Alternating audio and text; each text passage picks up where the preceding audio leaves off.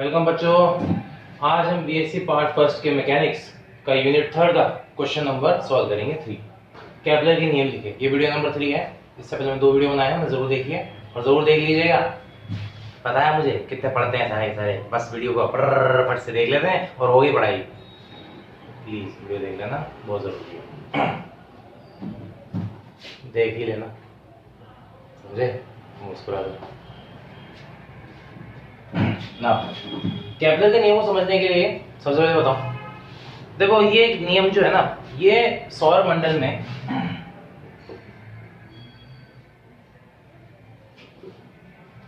ग्रह की गति को बताते हैं। किसके चारों ओर? सूर्य के चारों ओर।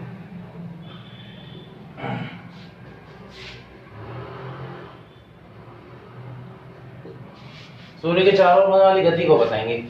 वो कैसे बताएंगे, क्या होगा? इसके 3 नियम बताए थे उन्होंने। वो 3 नियम जो है वो मैं एक-एक करके यहाँ लिखता हूँ, ओके, और उसको समझाता हूँ। तो पहला नियम है कक्षकों का नियम। कक्षकों का नियम कहता है कि ये हमारा जो ग्रह होता है ना, ग्रह दीर्घवृत्त में चक्कर लगाता है।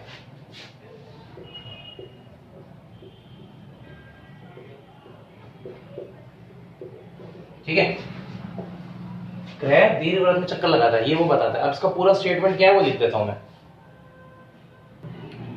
तो प्रत्येक ग्रह सूर्य के चारों ओर दीर्घवृत्ताकार कक्षक में चक्कर लगाता है, जहां सूर्य एक नाभि पर उपस्थित होगा। अब देखो कैसे, ये होता है दीर्घवृत्त और ये इसके अक्ष होते हैं। ये जो बिंदु बनाया ना मैंने, ये कहलाते हैं नाभि बिंदु। इसको बोलते हैं F1 फोकस 1 और इसको बोलते हैं F2 फोकस 2। सूर्य या तो यहां होगा या तो यहां होगा, पर अभी सूर्य यही मान लेते हैं। और ये हमारा ग्रह है।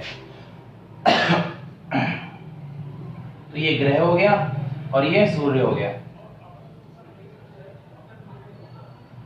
तो ग्रह सूर्य के चारों ओर इस प्रकार चक्कर लगाता है, ये बात साबित करी थी। अब ये बात साबित कैसे होती है प्रैक्टिकली? देखो, इतना लिखने की जरूरत है, सिर्फ इतना ही लिखना है हम लोगों को एग्जाम में, तो ठीक है नहीं? अब सुनो, ये साबित कैसे होती है? धरती पर मौसम एक समान नहीं रहता, हर 3 महीने या 4 महीने बाद वो बदलता रहता है। कैसे? अगर वो इस स्थिति पर है, यहाँ इस तरफ इस नजदीक एरिया में है, तो गर्मी का मौसम होगा। यहाँ जाएगा धीरे धीरे, सॉरी इधर जाएगा धीरे धीरे, तो बारिश का मौसम होने लग जाएगा। अब यहाँ पर आ चुके हम, सर्दी का मौसम है, फिर यहाँ पर आएंगे, फिर से धीरे धीरे बाहर आने लगेगी और उसके बाद गर्मी आने लगेगी, फिर गर्मी बारिश सर्दी, फिर गर्मी बारिश सर्दी, और ये लगातार प्रक्रम चलता ही रहेगा। यही बताया था केपलर ने। ये पहला नियम हो गया, इसको सिर्फ इतना सा लिखना है, ज्यादा कुछ नहीं करना है इसके अंदर। अब आते हैं दूसरे नियम की तरफ। दूसरा नियम है क्षेत्रफल का नियम, जिसे हम कोणीय संवेग में संरक्षण का नियम भी कहते हैं। देखो कैसे, इसको पहले डायग्राम के थ्रू समझते हैं, फिर इसमें लिखवाऊंगा मैं। देखो ये मान लो दीर्घवृत्त है, ये अपने अक्ष है और ये अपना सूर्य यहाँ पर उपस्थित है। ठीक है, ये सूर्य का केंद्र है और ये ग्रह का केंद्र है। ग्रह क्या कर रहा है? यहाँ से यहाँ तक जा रहा है, यहाँ से यहाँ तक। तो देखिए यहाँ से इसको मिलाने वाली रेखा देख रहे हैं आप? ये एक क्षेत्रफल बना कि नहीं बना? हाँ जी, क्षेत्रफल बना।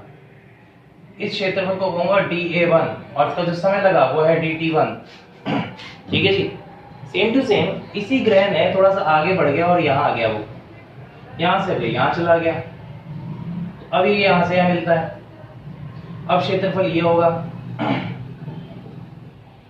तो देखिए इस वाले की बात करता हूं मैं, ये यहाँ से यहाँ तक गया है, इसका जो क्षेत्रफल होगा वो होगा dA2 और यहाँ पे जो समय होगा dt1। देखो dA1 और dA2 आपस में बराबर नहीं है। dt1 और dt2 ये भी आपस में बराबर नहीं है, ठीक है कि नहीं? पर अगर मैं dA1 को dt1 से डिवाइड करता हूं तो ये बराबर हो जाते हैं। फिर ये पता चलता है कि ये एक नियतांक है। कैसा होता है ये? एक नियतांक होता है। ठीक है भैया, और ये नियतांक है ना, जाहिर सी बात है। कैसे होता है, क्या होता है, इसका सूत्र की पूरी गणना करेंगे। क्यों? पहले इतना उतार लीजिए। तो जी देखो ऐसा है, सूर्य से मिलने वाली रेखा के द्वारा प्रति सेकंड प्रसर्पित क्षेत्रफल नियत रहता है, यानी d/dt क्या रहेगा, नियत रहेगा। इसे हम है ना बीएससी के अकॉर्डिंग इस तरीके से लिखेंगे 1/r² d θ/dt। और ये कैसे लिखा जाएगा, इसका एक डेरिवेशन है पूरा का पूरा, पर मैं वो डेरिवेशन अभी नहीं बता सकता क्योंकि समय की थोड़ी कमी है ना। क्या करें, अब घंटे थोड़ी ना लगाने इसके अंदर, वरना फिर वीडियो बोर करने लगेगी, फिर आप देखोगे नहीं, है ना, और उसके बाद फिर बोलोगे बोर करता है। ऐसा कुछ नहीं है। अब इसे उतार लीजिए। अब आते हैं तीसरे नियम की तरफ। ठीक है, ठीक है, तो लिखा है ग्रह का परिक्रमण काल यानी कैपिटल टी का वर्ग का मान अर्ध दीर्घ अक्ष a के घन के समानुपाती होता है, यानी t² समानुपाती a क्यूब। अभी कैसे, डायग्राम के थ्रू समझाता हूं। ये हमने दीर्घ बना लिया, ओके। ये तो इसका केंद्रक है, ठीक है कि नहीं, यहां से लेकर यहां तक ये बड़ा अक्ष जो कहलाता है ना, वो कहलाता है a, ठीक है ना। इसे क्या बोलते हैं, अर्ध दीर्घ अक्ष। अगर यहां से यहां तक पूरा होगा तो कितना हो जाएगा, 2a, ठीक है भाई। अब यहां से अगर यहां तक जो होता है वो है b, a को बोलते हैं अर्ध दीर्घ अक्ष और b को बोलते हैं लघु दीर्घ अक्ष, ठीक है कि नहीं। तो हमारा सूर्य इस पर होता है, इस पर, इसके नाभिक पर, इसीलिए यहां पर हमारे को ये सूत्र देखने को मिलता है।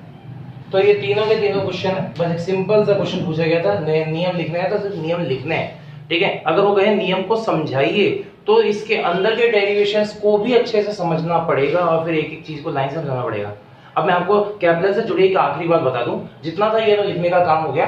सबसे बड़ी बात ये थी, केपलर न्यूटन से करीबन 100 या 90 साल पहले ये सब कुछ दे के चला गया था, पर वो इसे गणितीय तौर पर सिद्ध नहीं कर पाया था। कारण ये था कि उसके पास इंटीग्रेशन डिफरेंशिएशन जैसी नॉलेज नहीं थी।